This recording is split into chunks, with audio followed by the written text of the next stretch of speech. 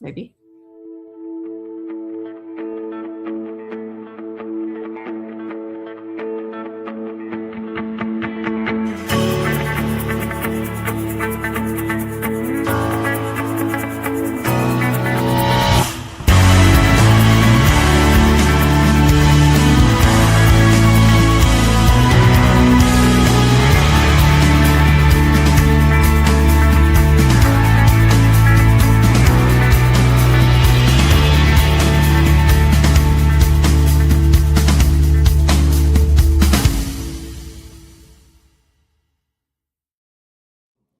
Hey, welcome to Book World, The Great Escape. I'm author CJ Peterson. Right next to me is my co-host, author Michael Scott Clifton. Welcome to our June 10th. This is pre-recorded. We are not ignoring you, but this is also not only my birthday month, but this is my birthday week. So I'm super excited. Welcome to my birthday month celebration and my birthday week extra special celebration this week. Last week we had Kimo Kawaii. So I had lots of fun celebrating that particular Comic-Con. Next month, mark your calendars for June 18th or July 18th and 19th for over in Longview for East Texas Comic-Con. And also mark your calendars at the end of August. We will be having on the 29th and 30th Piney Woods Comic-Con. Mike, what do you have coming up? So we have the Mississippi Comic-Con coming up. Let's see, that's in June. And gosh, I can't even get this up. It's going to be Friday, Saturday, and Sunday, June 26th, 27th, and 28th. And then we have the Longview Art Walk, which they have quarterly, and that's going to be the historic downtown Longview area. That will be on Thursday, June the 4th, and several other Comic-Cons, including the Piney Woods Comic-Con and the East Texas Comic-Con, which you mentioned earlier in July and August. So, and then we're going to be going to Myrtle Beach, South Carolina, visit my brother and sister-in-law, and we'll have a great time. We're going to go to the beach, and we're getting to take our 5-year-old grandson. And he's never been to the beach. He might have been to Galveston, but he's never really been in a beach situation before. So I bet he's going to have a great time. We're looking forward to it. Awesome. Lots of things going on. Well, today we're going to be talking about how do you identify scammers and spammers in the author world. Now, this is something that whenever I do talks, like the go to woe of publishing in the author world, this is something I actually do include on the last day. And this is something that a lot of authors don't even actually think about regarding scammers. And I do it because a lot of times people actually don't even think about it. There was one, people like, well, why don't you just ignore them all?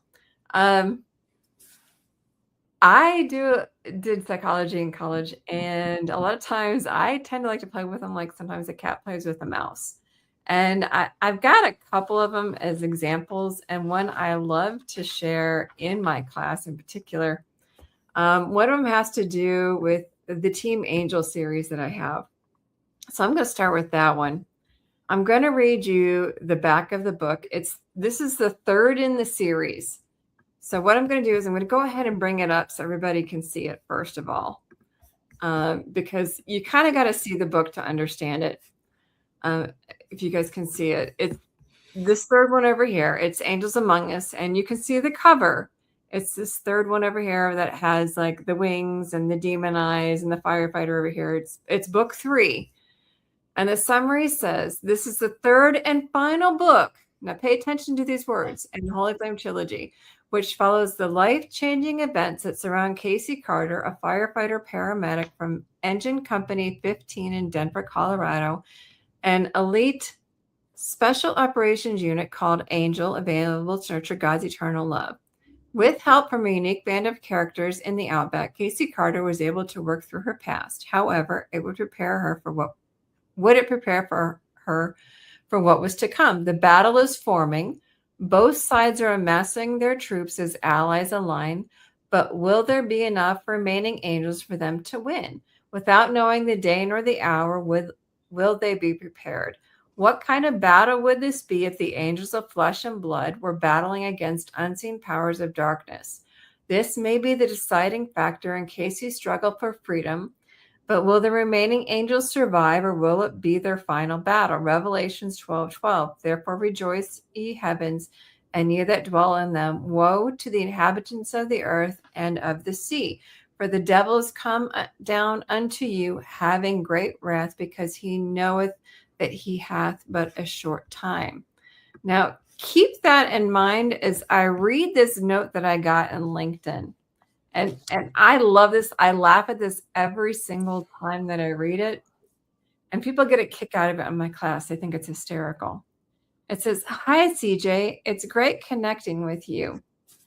Okay, now I got to read this, and you got to enjoy the irony in it. "It's great connecting with you. Have you been? Hope you're doing well. I've been a fan of your writing recently and discovered your book on the author community. I was impressed. I noticed a few areas you could enhance your reader engagement and sales. Would you be interested in a brief, no obligation call to explore some ideas? I'm excited about the potential to further amplify your success." Now, of course, you know me. As I said, I like to play with them a little bit. I said, "Great, which book?" He said, "Thank you for asking. I'm doing well, and I'm thrilled to have discovered your book, Angels Among Us." Remember, we just read the whole scenario. "Angels Among Us. Your message resonated deeply with me." Okay, I'm a little disturbed by that, but okay. "And I appreciate your authenticity and vulnerability you share with your readers. I'm excited about the possibility of exploring ways to further connect with your audience and amplify your impact. Would you be open to a brief chat or call to discuss ideas?" Okay, I was curious to know what exactly he meant by that. So I said, "What did you like about that book? This is the third in a series. It's kind of interesting that you picked that one." This is his response. Now remember the whole synopsis I read to you. "Thank you for your kind words. I'm glad you're interested in knowing what resonated with me about Angels Among Us. I was particularly moved by the way you wove together personal anecdotes." There were no personal anecdotes in there, I promise you. Resonated. Okay. Personal anecdotes, spiritual insights. Okay, that's regarding spiritual battles. So I promise you there were no spiritual insights in there. "And practical wisdom to create a narrative that felt both deeply personal and universally relatable." I'm starting to worry about this guy. I'm telling you right now. "I appreciated how you shared your own struggles and doubts." I don't feel he read the book. "Making the book feel like a compassionate conversation with a dear friend." I don't know about his dear friends, but I promise you, my friends do not have conversations about spiritual warfare that are happening in a battlefield, literally on this plane of existence. So I promise you, that did not happen. I'm going to keep reading his thing though. "Your vulnerability and authenticity created a sense of trust, allowing me to reflect on my own journey." Okay, if this is his journey, we got a problem. "And connect with the messages on a deeper level. I didn't realize it was part of a series, but now I'm intrigued." Okay, now I'm intrigued. I really want to know. I want to know what the boy's doing, the fact that that's his personal journey. He says, "I love to explore the entire series and understand the progression of your thoughts and experiences." I love to explore his thoughts and experiences, if this is his thoughts and experiences, to be honest. The author in me is really curious now. "Perhaps you could discuss this further during our call. I can share some ideas on how to connect with your audience and expand." Okay, I had to let him go. I said, "Well, I appreciate your insight," and I put in quotes.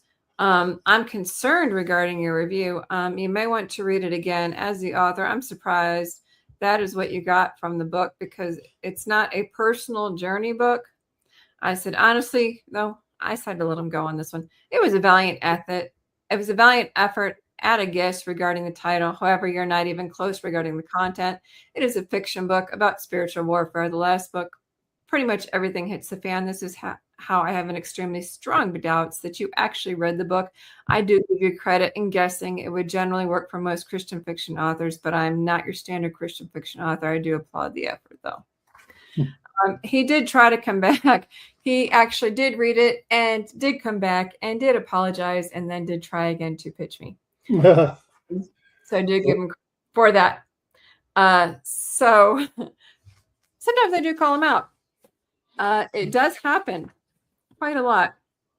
If you do any kind of book promotion, particularly if you do Facebook ads or if you do Amazon ads, you're going to get an avalanche of spammers and scammers. Mhm. They're going to most authors I talk to that have been doing this for a while, they'll get 20 to 30 spam emails a day. Oh yeah. And it's just it's like if you're a mailman and in the old fashioned way where you're delivering mail about the rain, snow or sleet or night, whatever, the weather, you just got to slog through it. It's just part of being an author. You have to slog through all of the spam and scam attempts. So I wanted to read just a few of the hilarious emails I got, kind of like with you, but I'll do a brief. I'll be briefer because there's kind of variety. Here's one I got that says, "Hi, I work with Book Browse and Film Freeway, connecting authors' books with film producers who are actively looking for stories to adapt for the screen. They always end with something like this: would you like me to send over a brief overview of the process?" And they're always wanting for you to try to connect with them or to click a link, which of course is the worst thing you could possibly do. Yeah, I never click on Sometimes they'll even get your name wrong. Mm-hmm. So I'm on some of these. I'm MS Clifton, which is actually part of my email address, and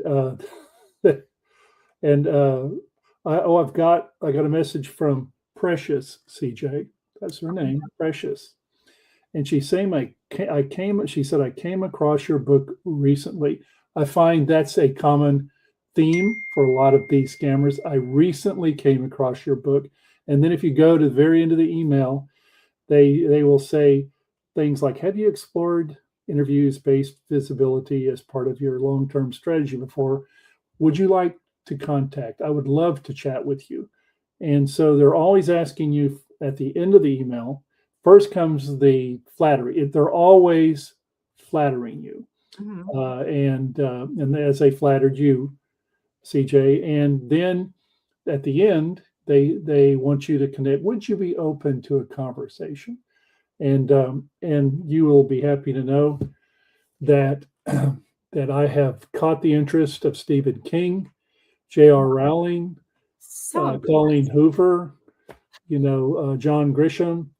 I mean, I'm humbled by the notoriety that my books have garnered from all of these famous authors that are suddenly emailing me interested in my books. So my favorite are the PR ones that tell you all about my own book.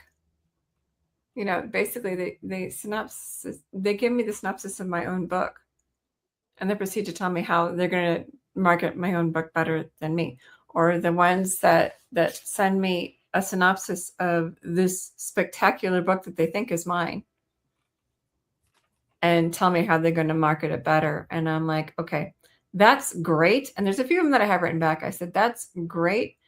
But I have 19 novels, and this is not even one of them. So that tells me that you have not even looked at any of my stuff, and I am all over the internet. So sorry, no dice. they'll always say they recently came across your work. They'll always use flattery. Mm-hmm. They'll always use flattery. Say what a great book, what a great story that you've written. And they'll always at the end either want you to click on a link or are you open to talking or discussing this about your book? Or download this marketing plan that they have for you. Right. Mm-hmm. And Or and this is something to also pay attention to. Somebody had written me regarding a interview that they want to do for me, and at the end of it, there is a modest participation fee for guest authors, which supports planning and hosting of our upcoming events. If somebody wants to charge you to interview you, the answer is always no. No. And since 2012, since I've been an author for over a long time, you can do the math yourself. It gives me brain pain, but you can do your own math. I have never paid to be interviewed. No. Never. Actually, it's usually the other way around. I have never paid to be a speaker. Again, it's the other way around. And now I have done them for free, but I have never paid to do so. A modest participation fee? The answer is no. With AI now, because a lot of these scammers are people from overseas and countries where English isn't the common language. But with AI now, it makes it so much easier to create spam and scam messages. And so many authors, particularly those that are just starting out, can be easily fooled. The rule of thumb is something like this. Okay, the odds of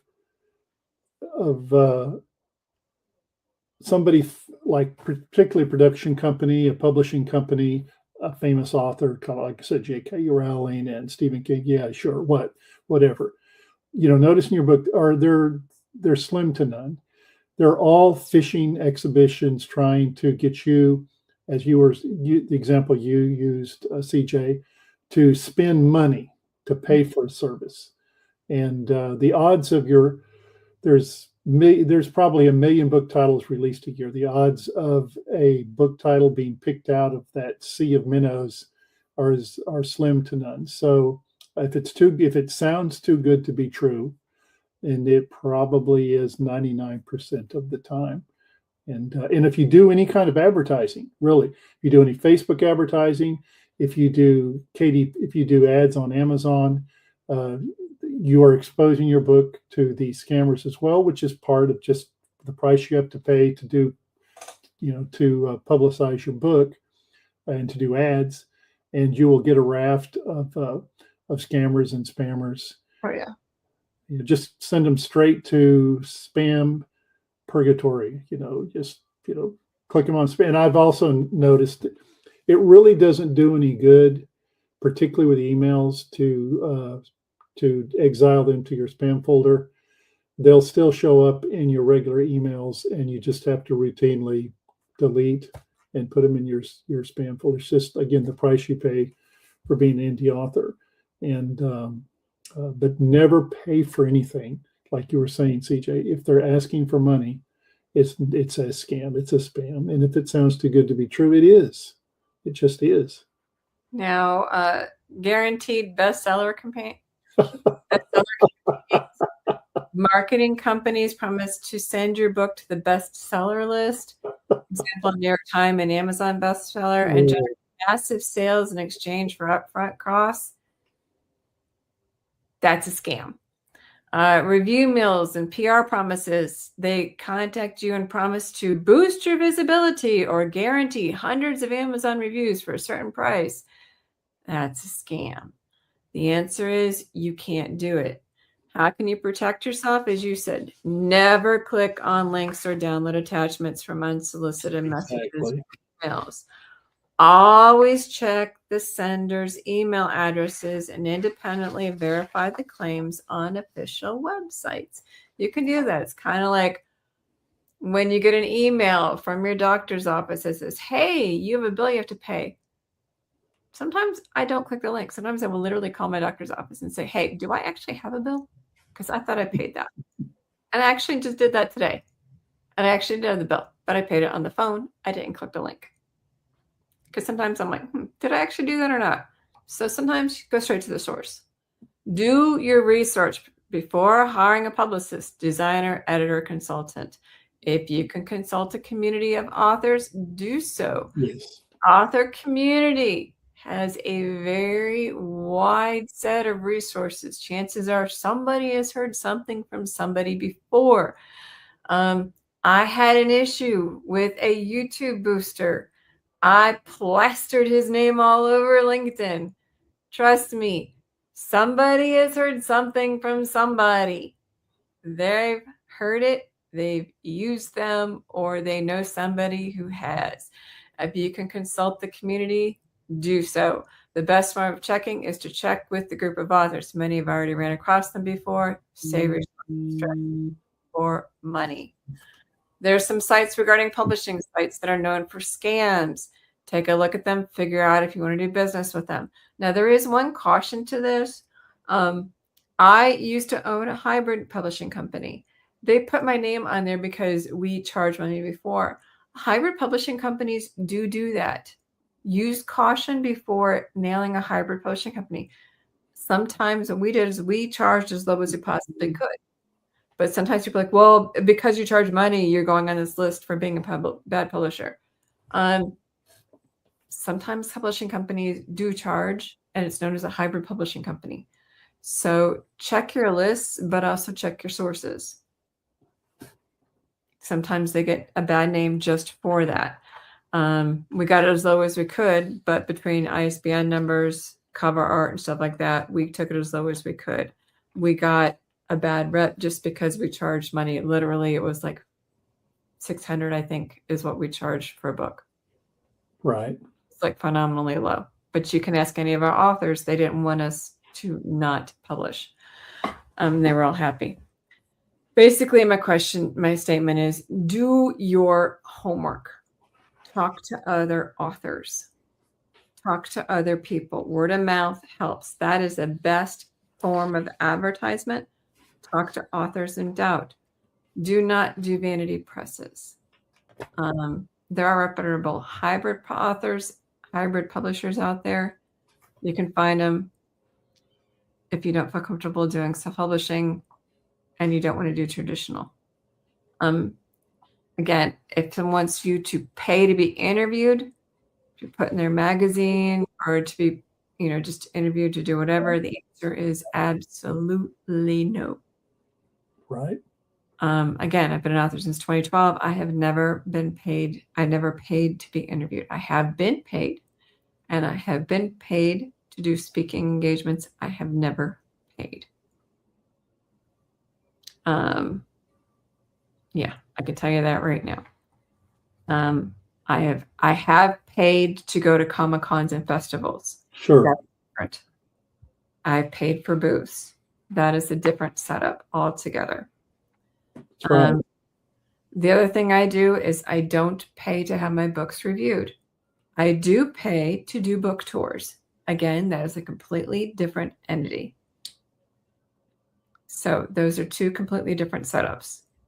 I don't pay for individual book reviews, but I will pay to do a book tour. Two completely different setups. And as you said again, if it sounds too good to be true, it usually is.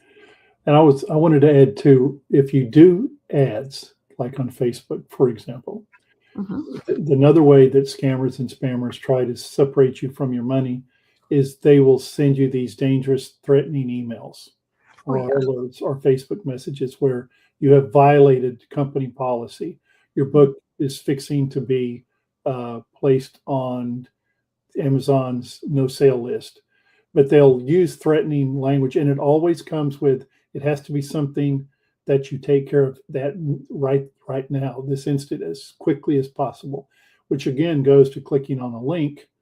And some of these ads, particularly the ones because of Meta on Facebook, they look authentic. They look just like the Facebook.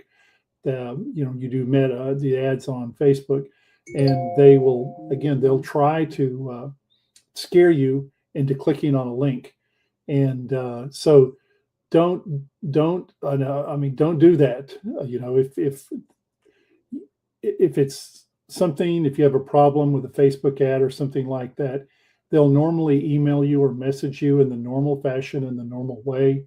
They're not going to send you a threatening message or an email and it's never going to be, this must be taken care of right now, quickly, or your ads will be taken down and your account will be frozen. And so whenever you see those and they appear out of the blue, whether it's an email, whether it's a Facebook message, 99.9% of the time, it's a scammer or spammer that's trying to scare you into clicking on a link or doing something that you wouldn't ordinarily do so they can get a hold of your account information, your personal information, your email address, etc. Here's another one for you.